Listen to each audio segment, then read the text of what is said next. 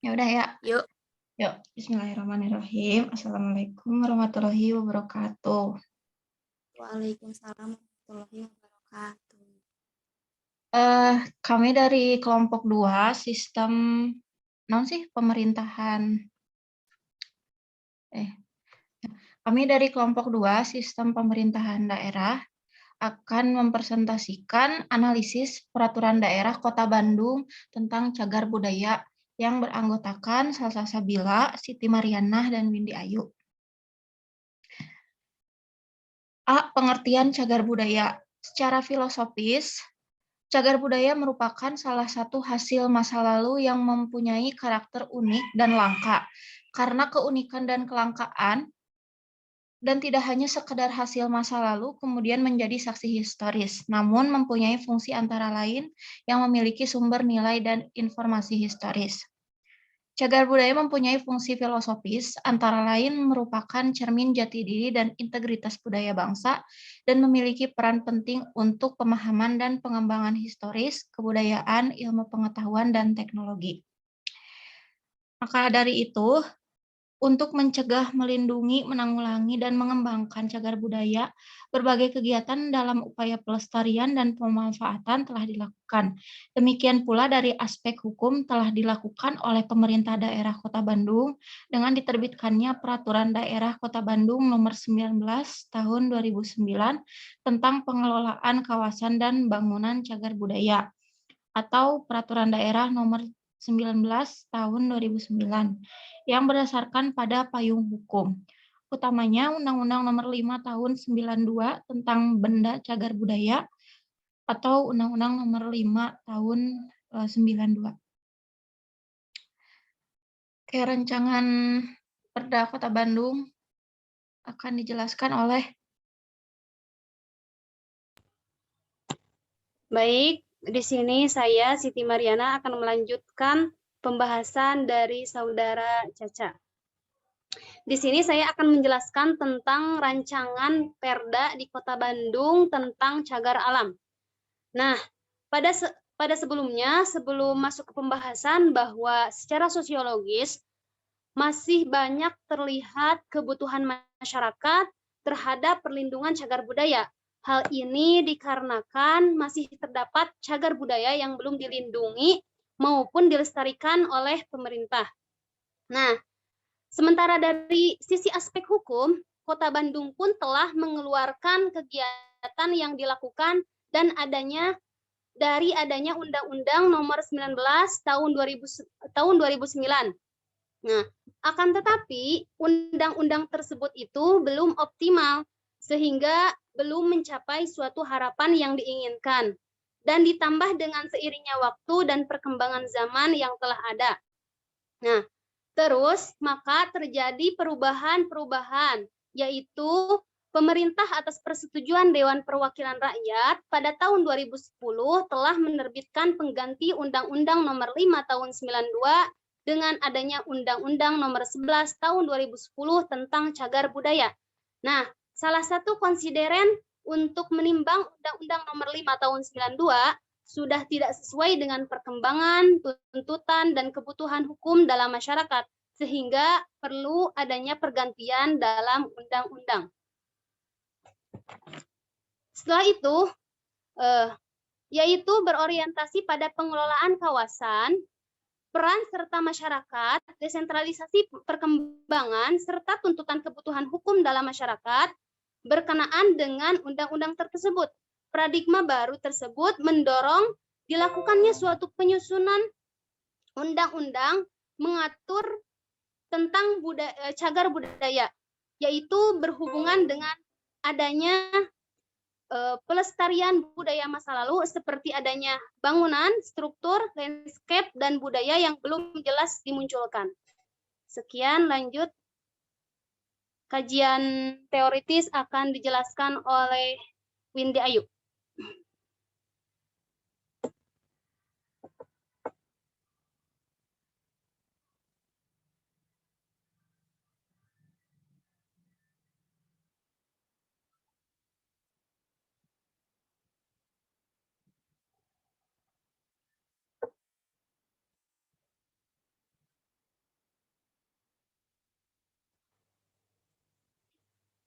Ada Saudara Windy Ayu?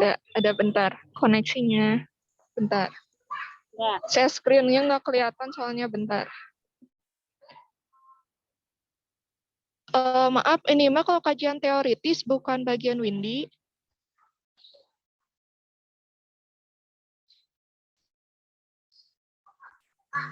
Oke, nggak apa-apa. Yang Windy mah Saya akan menjelaskan praktik empiris. Pada zaman kolonial, Bandung banyak dihuni orang-orang berpendidikan dari golongan Eropa. Mereka tuh kebanyakan menempati di daerah Bandung Utara. Nah, pemerintah kolonial membagi Bandung berdasarkan jenis ras. Kalau daerah Bandung Barat dikhususkan untuk ras dari Cina, daerah timur dari Asia, dan selatan untuk pribumi. Nah, pola ini itu sebagai usaha pemerintah yang rasialis untuk mempertajam rasialisme dalam kehidupan sehari-hari. Jadi suatu taktik untuk mempertahankan superpower-nya dari kota tersebut. Saat itu, rencana pemukiman di Bandung Utara dipersiapkan dengan persyaratan sebagaimana di Eropa, seperti keindahannya, kesehatannya, kenyamanan, dan keamanannya. Nah, rencana ini diturunkan sesuai konsep Renaissance Rule yang terpusat pada estetika. Jadi konsepnya dari Renaissance Rule ini tuh fokusnya lebih ke estetika kotanya. Salah satu rumus Renaissance Rule ini yaitu kosmologi utara-selatan, simetris dalam tata letak. Terus rumus ini tuh diterapkan di Gedung Sate, Kampus ITB, Rumah Sakit Hasan Sadikin, dan Bio Farma. Rumus ini kayak menempatkan jalan sebagai sumber estetika. Kayak halaman depan rumah di depan gedung, dilayani oleh jalan-jalan. Jadi secara visual halaman depan tuh khusus untuk jalan jalan. Jadi hanya milik jalan. Kalian bisa cari kayak bangunan Renaissance Rule tuh kayak bangunan Rumah Sakit Hasan Sadikin, terus ada lorongnya kayak gitu, terus di depannya tuh ada gedung utamanya. Nah, itu contoh dari bangunan Renaissance Rule. Di sini dijelaskan bahwa ada beberapa permasalahan terkait dengan cagar budaya yang mempunyai nilai sejarah. Yang pertama tuh mengubah persepsi masyarakat. Artinya, bangunan yang tersebar di seluruh kota Bandung memunculkan beberapa masalah mengenai pengubahan persepsi yang merupakan tantangan sendiri bagi upaya-upaya pelestarian di Bandung.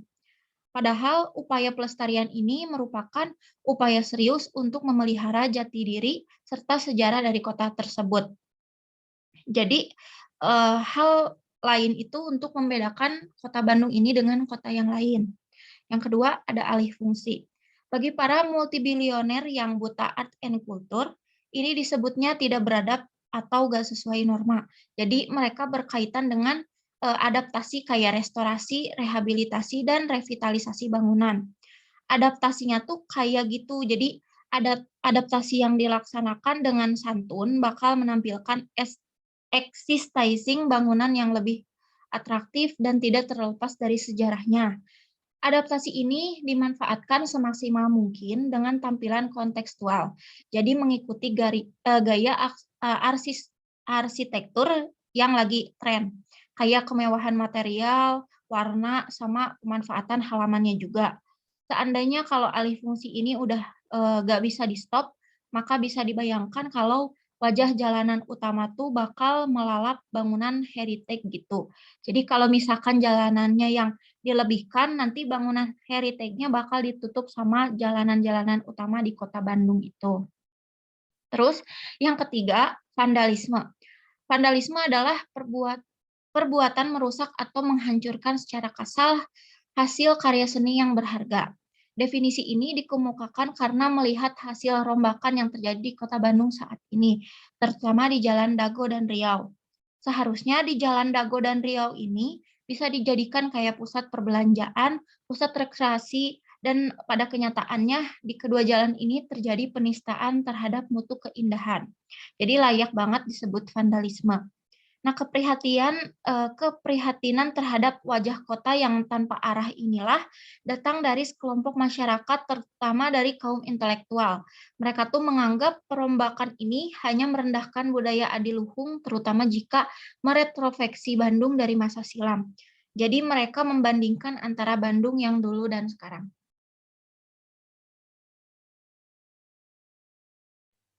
Ya, terima kasih Teh Caca.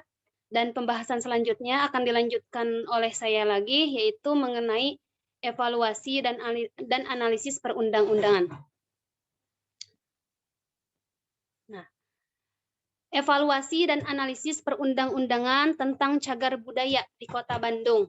Nah, sebelum adanya Undang-Undang Nomor 11 Tahun 2010, ternyata Undang-Undang Dasar NKRI tahun 1945 juga sudah mengatur tentang adanya pemerintahan budaya cagar alam, yaitu isinya adalah pemerintahan Kota Bandung berwenang menetapkan peraturan daerah bersama dengan Dewan Perwakilan Rakyat Daerah karena kewenangannya mengenai pembuatan peraturan daerah telah diatur dalam pasal 18 ayat 6 Undang-Undang Dasar Negara Republik Indonesia tahun 45 yang berbunyi pemerintahan daerah berhak menetapkan peraturan daerah dan peraturan-peraturan lainnya untuk melaksanakan otonomi dan tugas pembantuannya. Next.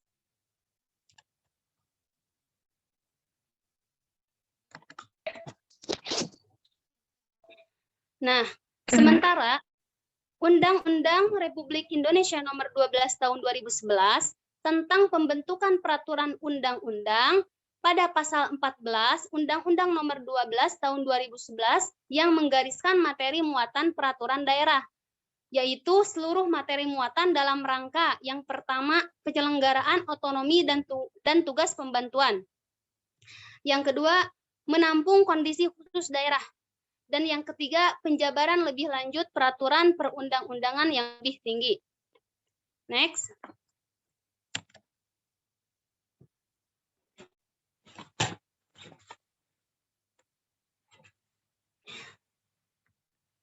Undang-Undang Republik Indonesia Nomor 11 Tahun 2010 tentang cagar budaya memang sangat erat sekali karena keterikatannya dalam penyusunan Raperda tentang cagar budaya dengan Undang-Undang Nomor 11 Tahun 2010, yaitu sebagai pedoman dan sebagai salah satu peraturan pelaksanaan cagar budaya di Kota Bandung. Next.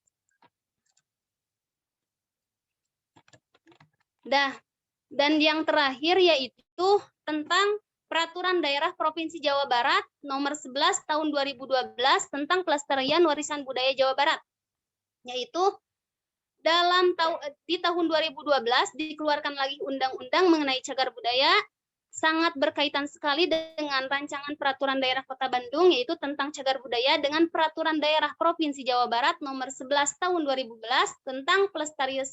tentang pelestarian warisan budaya Jawa Barat adalah yaitu sebagai pedoman penyusunan rancangan peraturan daerah Kota Bandung tersebut, yang berarti pula rancangan peraturan Kota Bandung tidak boleh bertentangan dengan Undang-Undang Nomor 11 Tahun 2012 maupun dengan Undang-Undang Dasar tadi tahun 1945.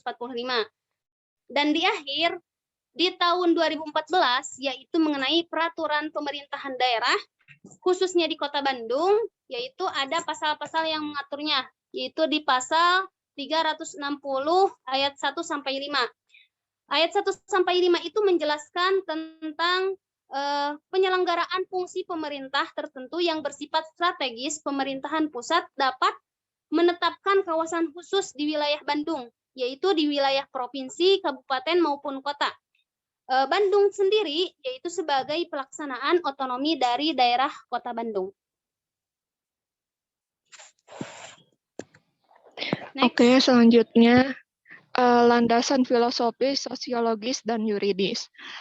Landasan filosofis, pengelolaan cagar budaya adalah cagar budaya merupakan kekayaan budaya sebagai wujud pemikiran dan perilaku kehidupan manusia sehingga harus dilestarikan dan dikelola secara tepat dalam rangka kesejahteraan Kota Bandung. Yang kedua, landasan sosiologis dalam penyusunan rancangan peraturan daerah Kota Bandung tentang pengelolaan cagar budaya, yaitu untuk meningkatkan, melindungi, mengembangkan, dan memanfaatkan cagar budaya membutuhkan peran serta pemerintah daerah dan masyarakat Kota Bandung. Yang ketiga, Landasan yuridis, penyusunan rancangan daerah Kota Bandung tentang pengelolaan cagar budaya, yaitu peraturan perundang-undangan yang berlaku saat ini, khususnya yang memerintahkan penerbitan perda tersebut. Jadi di sini tuh di yuridis itu terdapat dua aspek substansi, ada penerbitan perda. Nah, ada dua. Yang pertama itu aspek substansi, yang kedua itu abstrak untuk legal drafting.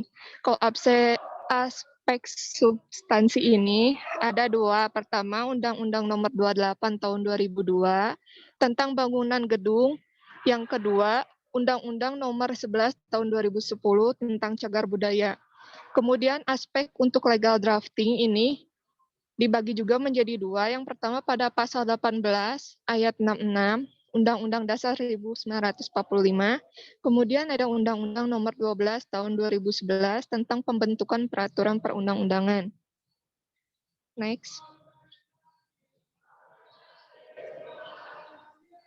Baik, saya lanjut tentang ketentuan umum yang terdapat dalam rancangan peraturan daerah Kota Bandung. Yaitu, apa sih ketentuan umum dari rancangan tersebut? Banyak sekali, di sini ada beberapa poin, sampai 39 poin umum yang terdapat dalam rancangan peraturan daerah Kota Bandung. Pertama, daerah adalah Kota Bandung sendiri. Kedua, pemerintahan daerah dari Kota Bandung. Ketiga, pemerintah daerah adalah wali kota sebagai unsur penyelenggara pemerintahan daerah. 4, Dewan Perwakilan Rakyat dari Kota Bandung. 5, perangkat daerah Kota Bandung, dinas, tim ahli cagar budaya, tenaga ahli pelestarian, setiap orang, cagar budaya, benda cagar budaya, bangunan cagar budaya, struktur cagar budaya, situs cagar budaya, kawasan cagar budaya. Dan next, penetapan, penghapusan, pengelolaan, pelestarian, perlindungan, pendaftaran, penetapan, penyelamatan, pengamanan, zonasi, pemeliharaan, pemugaran, pengembangan, penelitian, pemanfaatan, rehabilitasi, preservasi, renovasi, restorasi, rekonstruksi, adaptasi, kompensasi, insentif, dan yang terakhir adalah anggaran pendapatan belanja daerah atau APBD. Dan next, selanjutnya dijelaskan oleh kamu. Ya, selanjutnya materi ruang lingkup. Di sini, sebentar. Dalam memastikan ruang lingkup, kewenangan, dan kewajiban pemerintahan Kota Bandung dalam pengelolaan cagar budaya di dalam ruang lingkup, terdapat ketentuan umum. Nah, ketentuan umum di sini yang sebagaimana diamanatkan dalam Undang-Undang Nomor 12 Tahun 2011 Lampiran 2 Angka 98 berisi 3 poin. Yang pertama yaitu batasan-batasan pengertian atau definisi. Yang kedua yaitu singkatan atau akronim yang dituangkan dalam batasan pengertian definisi. Yang ketiga yaitu hal-hal yang lain yang bersifat umum yang berlaku bagi pasal atau beberapa pasal berikut, antara lain ketentuan yang mencerminkan asas, maksud, dan tujuan tanpa dirumuskan tersendiri dalam pasal atau bab. Selanjutnya,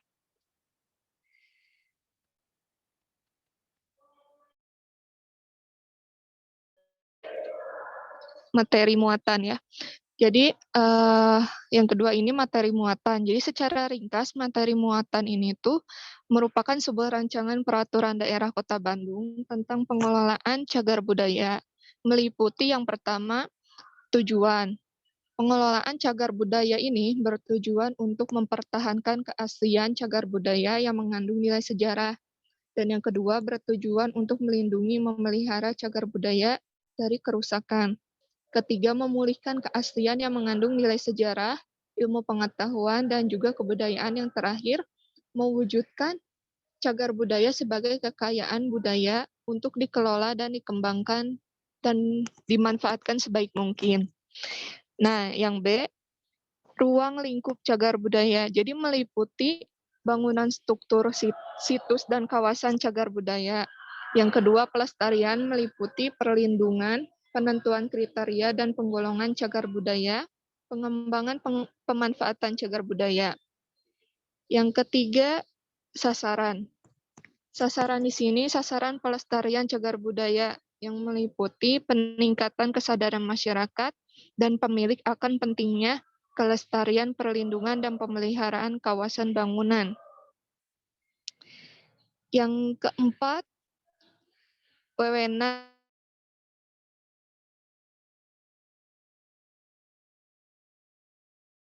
tanggung jawab untuk pengelolaan cagar budaya, di mana dalam pelaksanaan wewenang dapat dilaksanakan oleh dinas dan berkoordinasi dengan Provinsi Jawa Barat dan instansi lainnya.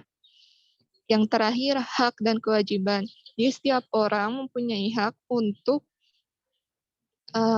yang pertama menikmati keberadaan yang meliputi struktur cagar budayanya, bangunan, dan kawasan cagar budayanya tersebut, dan memperoleh informasi yang berkaitan dengan pengelolaan cagar budaya. Mungkin sekian.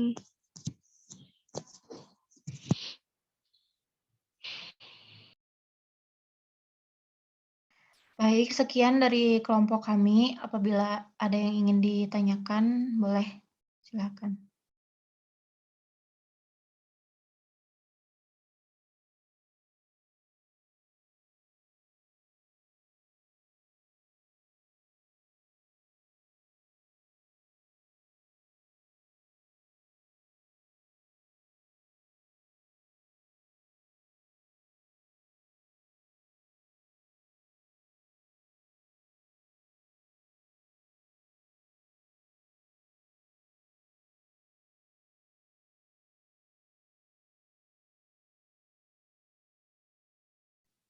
Ada yang ingin ditanyakan?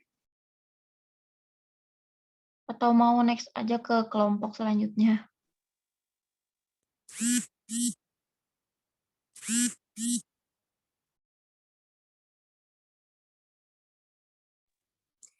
Mungkin cukup tes Caca, gak ada yang nanya. Oke, baik. Terima kasih teman-teman yang sudah menyimak presentasi dari kelompok kami. Semoga ilmunya bermanfaat. Next, untuk kelompok selanjutnya.